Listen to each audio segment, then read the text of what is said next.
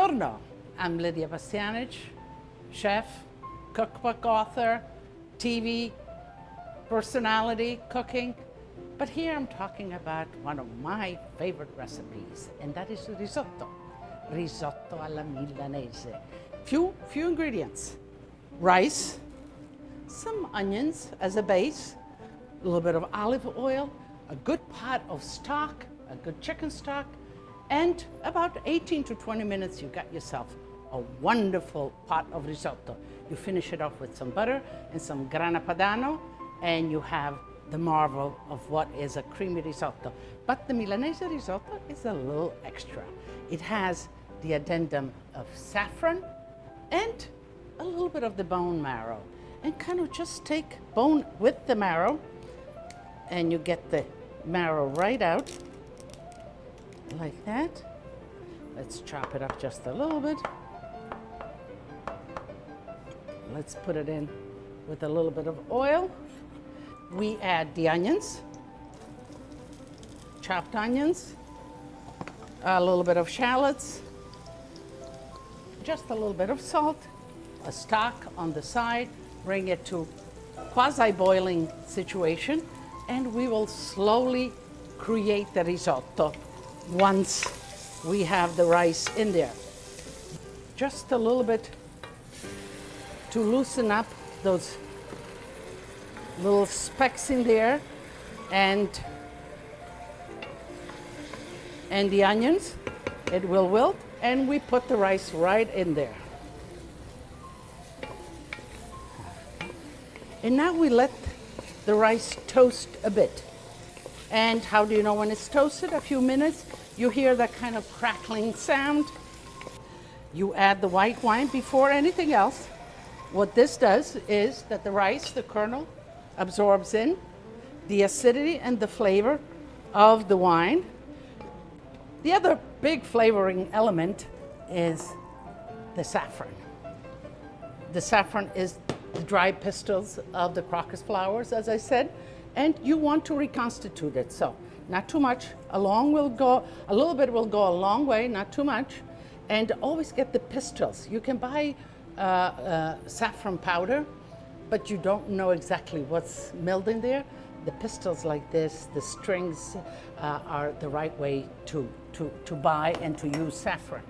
And to that we'll add some hot stock, and we'll let that reconstitute. Let's see, I'm looking at the color. You see the beautiful color of the saffron coming through, and the flavor.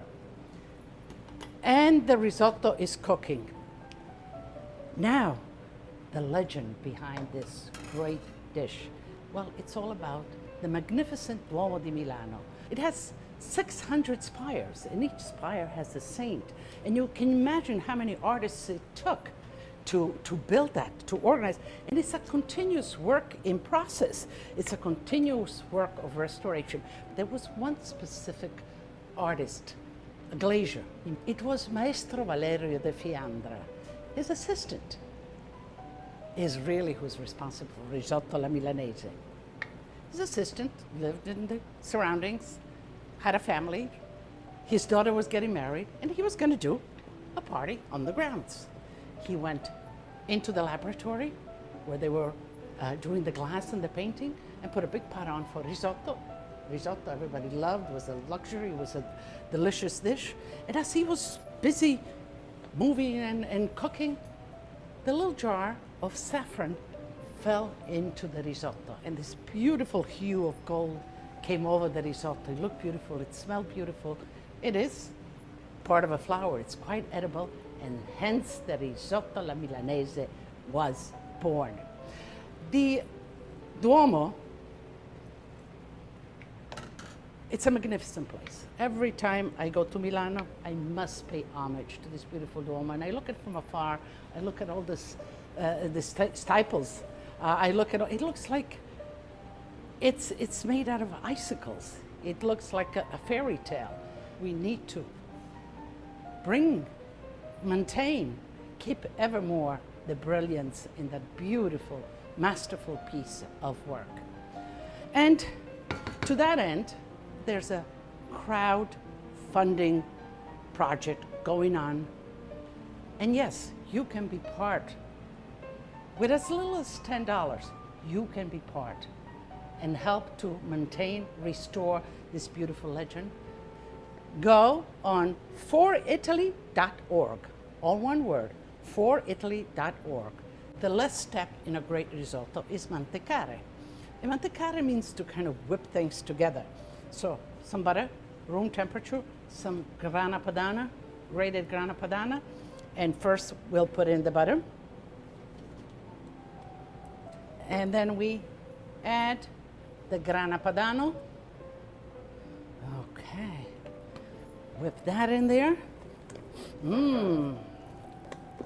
The risotto is fatto.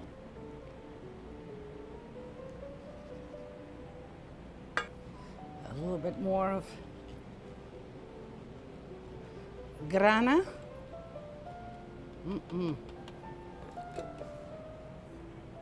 And some good white wine, and the risotto is done.